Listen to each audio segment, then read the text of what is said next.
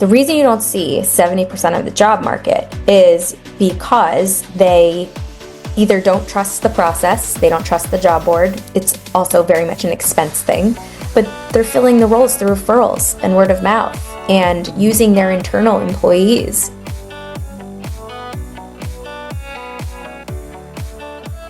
Hi everyone, this is Katana Abbott and welcome to Smart Women Talk, where we explore how women can live with more purpose, passion, and prosperity in every stage of their life. Many women reach a point in midlife where they begin asking a powerful question. What do I do with everything that I've learned? Today, we're exploring how your experiences can become influence and opportunity in your next chapter. Joining me is Katie Fortunato, co-founder of Higher Innovations and a leader in reimagining how people connect to meaningful work. Katie, welcome to Smart Women Talk. We're so excited to have you here. Thank you so much for having me, Katana. It's such a flattering thing to be part of the Smart Women network now. Isn't that great? Yeah. Yes. Yeah. And we've had this program since 2010, and it actually started out as Smart Women's Coaching in 2005. Oh, wow. So we've been smart all along. Oh, yeah, we are. And it's just great. I don't know how that resonated with me, but I just love the idea of helping women make smart life choices, financial choices. And today we're going to really be talking about careers. And I'm so excited for you to share your wisdom with us. Tell us a little bit about yourself. What led you to create a business where you are connecting people to meaningful work? I guess my story is a bit unconventional. I was a student of the fine arts and found myself trying to live the Hollywood, Los Angeles dream, and quickly realized, this was all after college, but quickly realized I wanted to make more money and have more control over that. And as an actress, you're so subjected to an opinion and a bias and getting hired for the job and because of the way you look, not the talent you have. So it felt like too much of an unknown for me. I'm pretty control freak and type A. I like to control my destiny a little bit. So I went to the corporate world, started working through basically the chain and the ladder. I started at MTV in the corporate world. I had a short stint as a recruiter and HR development person. And then I worked at the emergence of an industry that I call the ad tech industry and was at AOL Networks when that was like really an emerging industry to be in on the technology and advertising side. It changed advertising and thus changing the way that we access information. So it's very relatable. Then the next phase, I'd say I really discovered like what I loved to do, and it was more partnerships and business development and being scrappy and startup-y. And so I worked at the Wall Street Journal Dow Jones Company, and I got to work on a legacy brand that everyone knows and help figure out how does this company continue to diversify revenue. And I loved that challenge. So when I thought about the next phase after I had my children, of course, like it looked different for me. So what was that? And new entrepreneurship was the path I wanted to take. Again, like working in legacy brands amazing, but they work very slow. And I want to do things quickly. I want to make an impact and see it right away. So I knew that was my destiny. And then how I arrived at Higher Innovations uniquely is a family business for me. And the older generation who started the business initially, they're thinking about what's their next chapter and moving on. And the family had to think, what is the next phase for this family business? Are we introducing the emerging generations into leadership? And I think with that, it was the right timing. And I had all these fresh ideas on what do we do with innovation and hiring, and where once we were on that curve and emerging trajectory, like how do we stay on that, and what does the next chapter look like for our business? So that's when I joined the family business, Higher Innovations, and I look after innovation. Yeah, so it's interesting because the family was actually thinking about legacy. They were, but they were thinking about all the options, frankly. Mhm. Like, as a family business, you get to the point of, is this a longer term entity that is going to help support and continue to support the family? Or do we sell? Do we exit? Do we go public? All of those pathways were constantly in evaluating all of them. But the short term is, let's make it as successful as it could possibly be, and ultimately a wonderful place for us to work and solving a problem in the world. And right now we're on that let's see what happens phase, I'd say. Yeah, yeah. Oh, that's great. And bringing in the next generation is just wonderful. So many women who are watching, they've been spending decades building careers.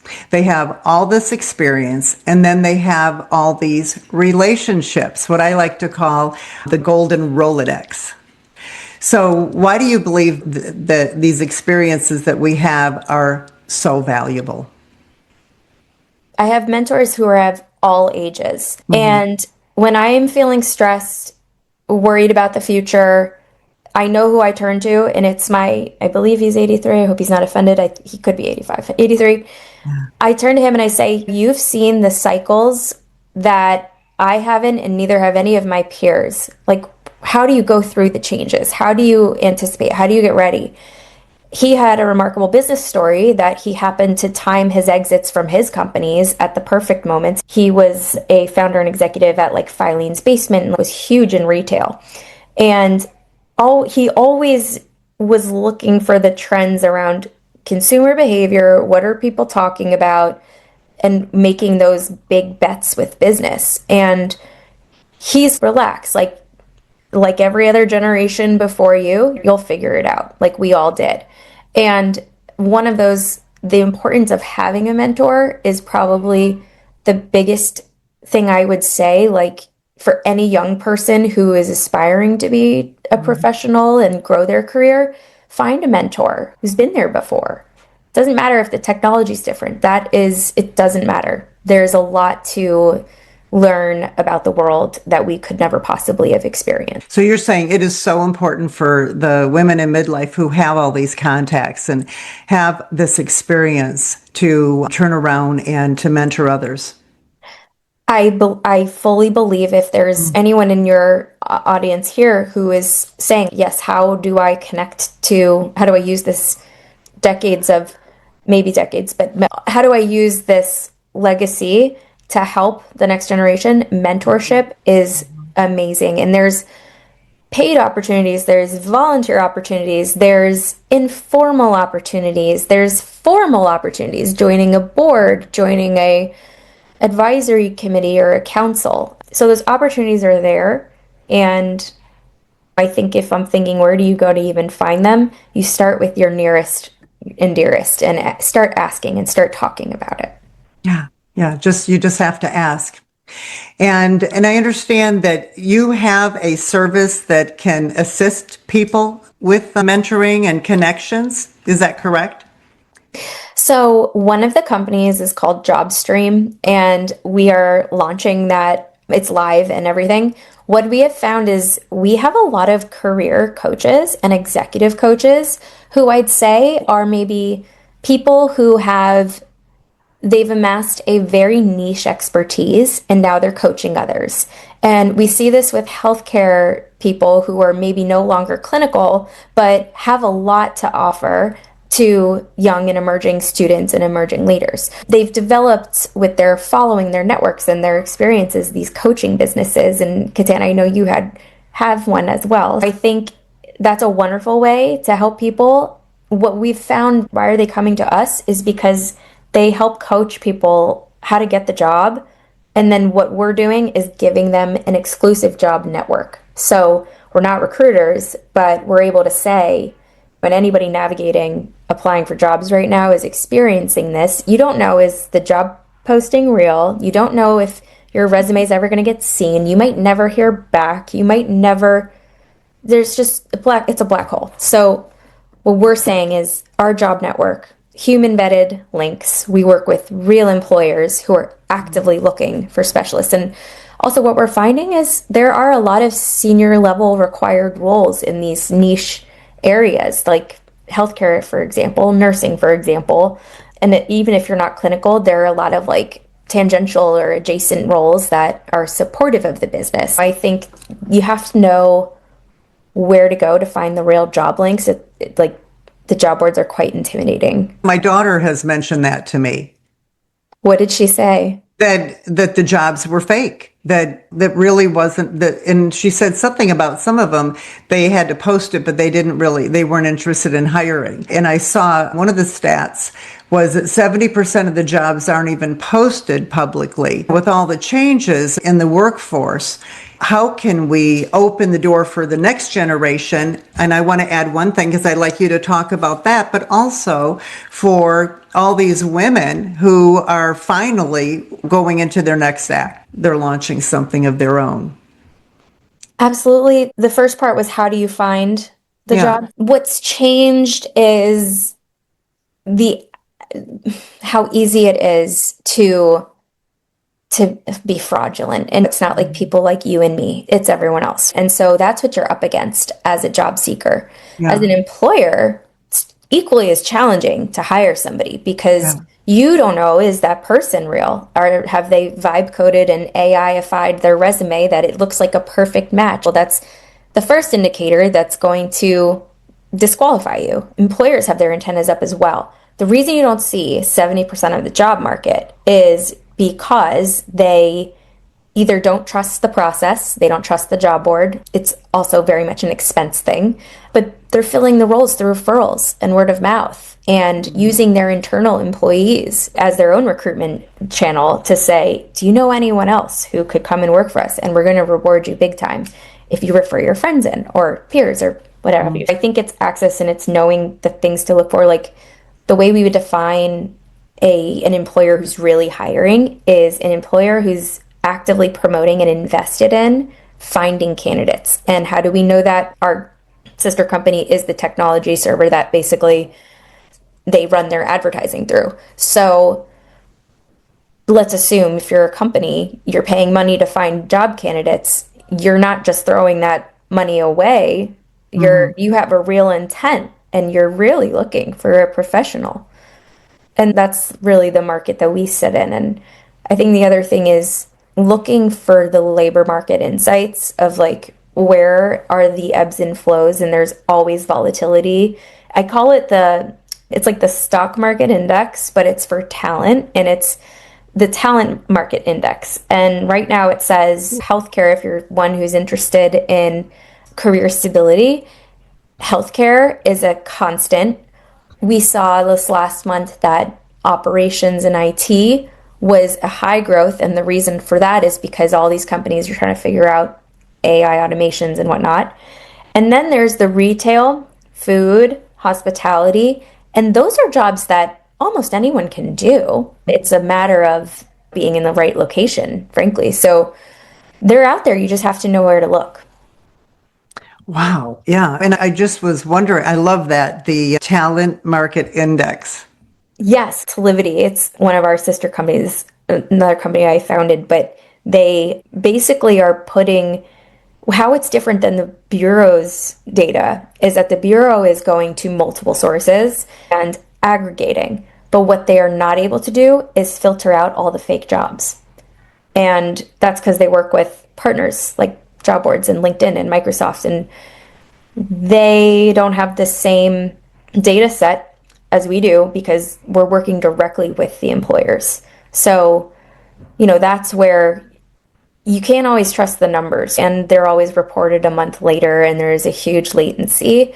But at least this index is giving us like what's the snapshot of the Fortune 500 and key industries that are constantly advertising for jobs. So that's how I get to saying that's how we see the growth in healthcare and sustained demand in healthcare and the hospitality and retail and food. And they call it frontline, but anyone can do those jobs again.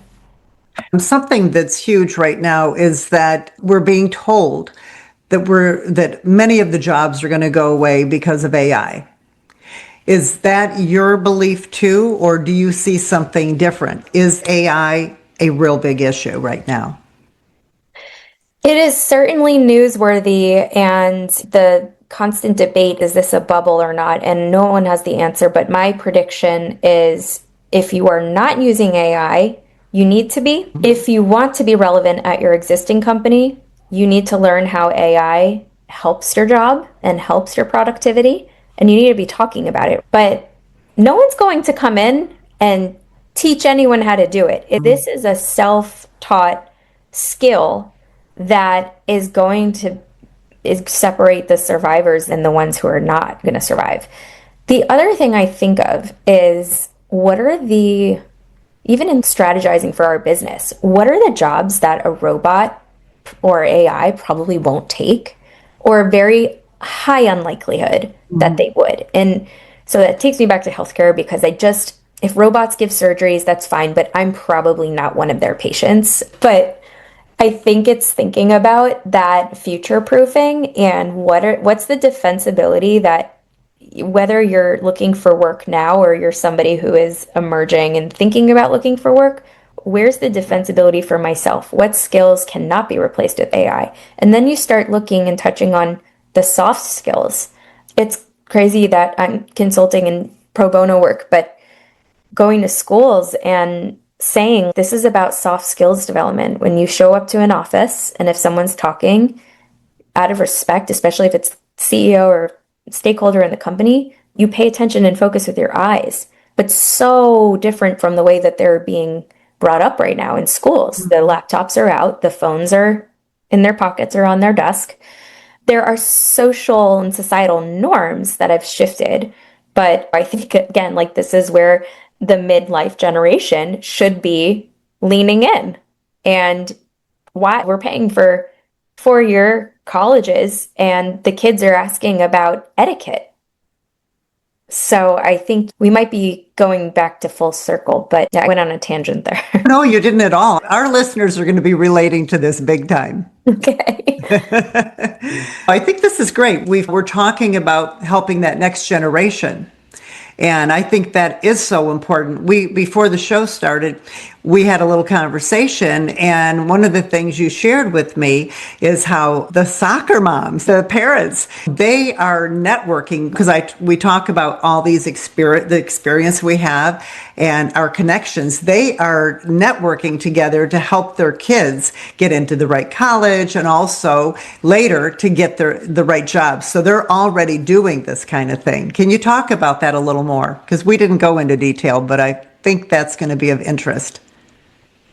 I think so. So I was watching the National Geographic the other night, and they have this new show on Disney, and it's probably not new, but it's new to my TV, I guess. But it was telling the story about how orca whales, and they actually just whales in general, but when they're doing their like seasonal transatlantic journeys, they always bring their calves and their young alongside with them. And that is normal. They co-sleep together, they co-prepare meals together, they co-hunt together for years and years. And it said these whales, they're not like deviating from the path. It's a straight line. They don't go left or right. They are on the degree to get there as efficiently and quickly as possible. And why? Is because they have to be efficient for survival. They have to get there because they're hungry. If they don't get there in time, the other whales will eat their food. There's just this very like primal thing that I think our society has, back to like how we help the next generation. I feel like our society has shamed that multi-generational transfer of skills, etiquette, sensibilities, and you see it on social media like Nepo Baby.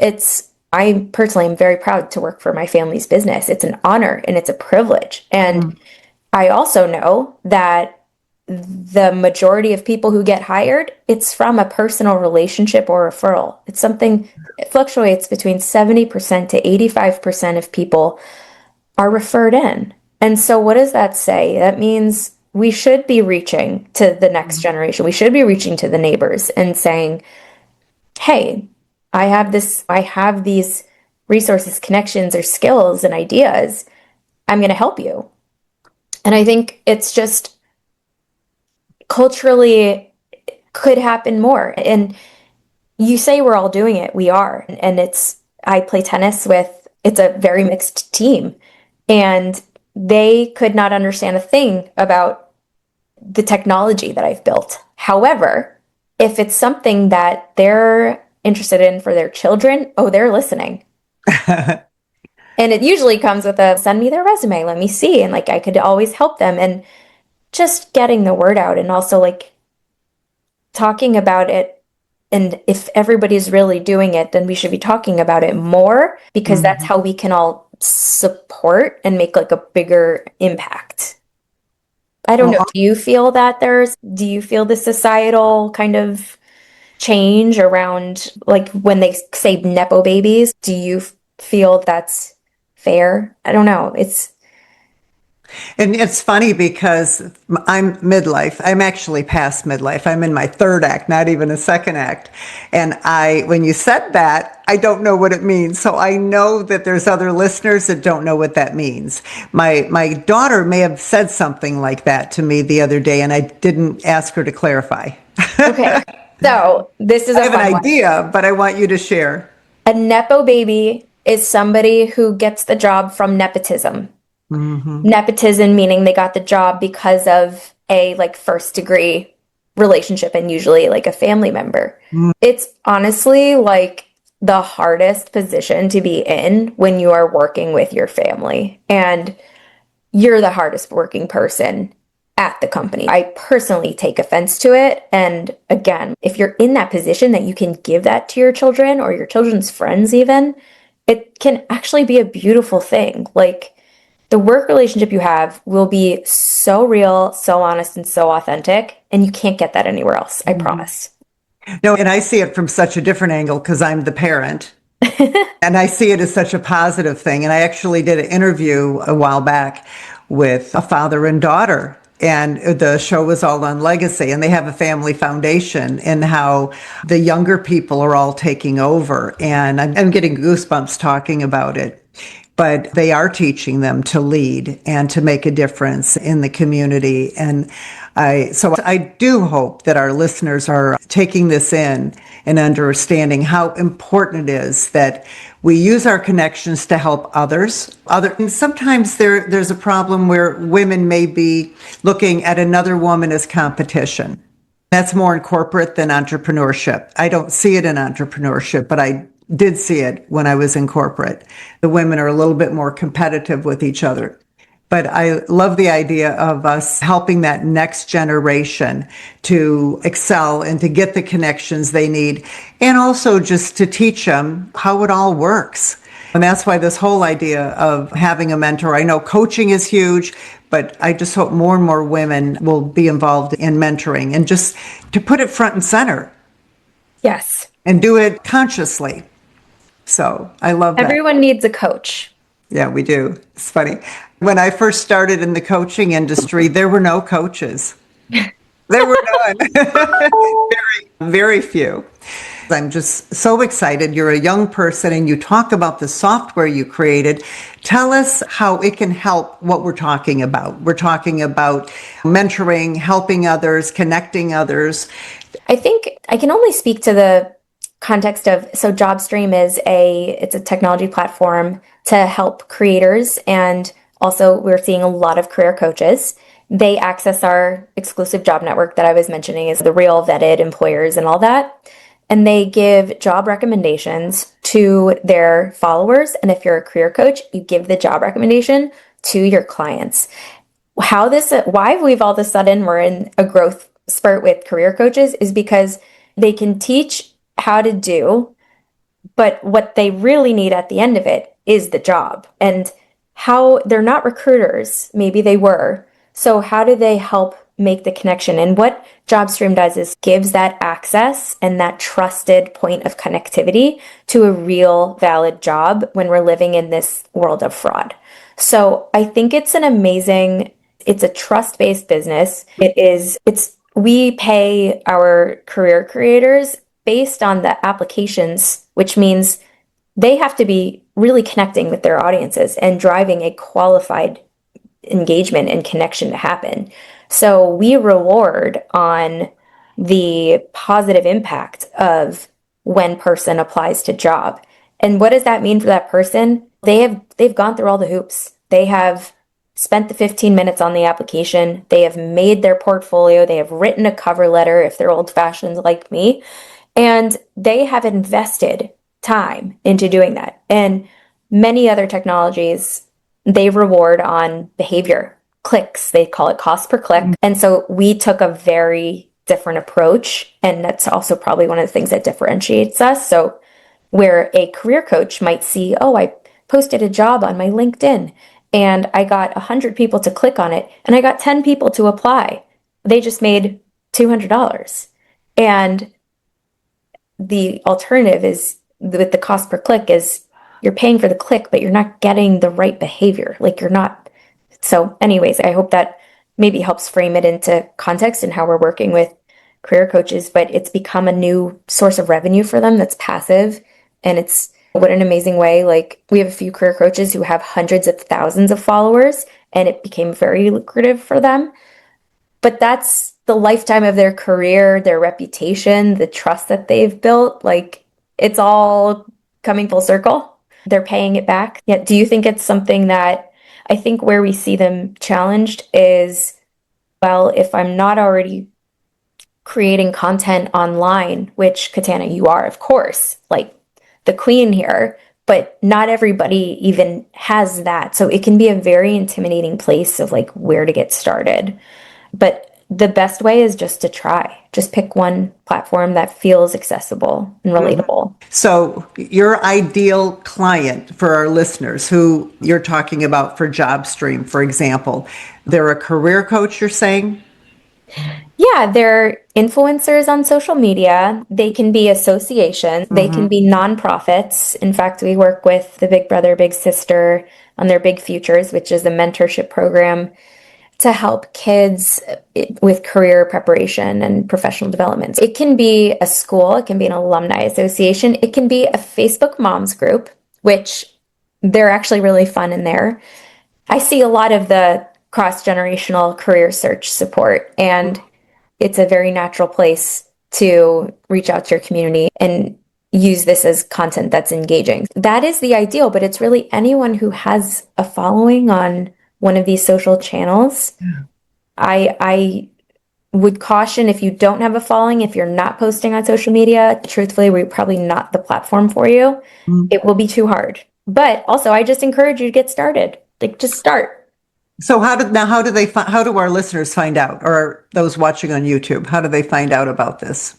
So they can go for Jobstream, they can go to getjobstream.com and click the apply to become a creator button. And then Katana, for your community too, like the code that they use should be your name, Katana Abbott, and we'll make sure that there's like a queue. So we'll make sure that they're rising up on the queue. And let me say, it's ABBOTT. ABBOTT, yes. Yeah, it's a double, and a lot of people don't know that, so that can be confusing. And what were you going to say about it? That we'll see that it's your community who's interested, and maybe we can set up like a virtual co-working session for anybody who's interested, and we can walk you through how to get started in your first 7 days, and then you decide, is that something I want to try? Could be resourceful if for even your own job search or your kid's job search too. So a trusted set of jobs, that is. Yeah, I want to check that out too then. Wonderful. So I asked you to save a Smart Women tip for our viewers and listeners. Would you like to do that right now? What's one last tip you'd like to leave with us? One last tip is just to be curious and always be learning. I usually say always be hiring and always be learning, because that's what's going to set you apart from the person who's not. Katie Fortunato, it's been so wonderful having you here. And I love seeing someone from the younger generation who's so brilliant and so eloquent. Oh my gosh, you are so sweet. You made my day. I loved being here. Thank you. Okay, thanks for joining us. And everyone, please come to joinsmartwomen.com. And when you do, you can get on our newsletter and you will know who's coming to the show. And you'll also be invited when we launch again our new community. So until our next show, go out and live with more purpose, more passion, and prosperity.